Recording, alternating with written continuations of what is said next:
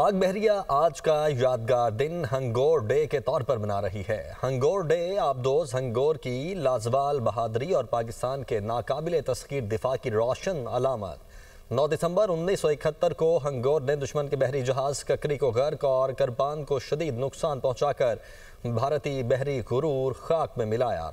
आज के दिन के हवाले से चीफ ऑफ आर्मी स्टाफ और chief of defence forces field marshal Syed Asim Munir ने कहा है कि हंगोर के हमले ने तारीख रकम की जो आज तक दुश्मन के जहन पर नक्श है।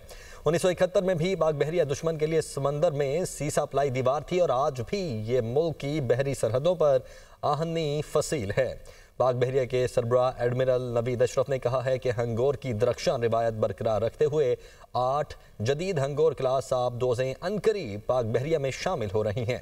पाक बहरिया अपने शानदार माजी की तरह आज भी हर महाज पर दुश्मन के दांत खट्टे करने के लिए हमा वक्त तैयार है।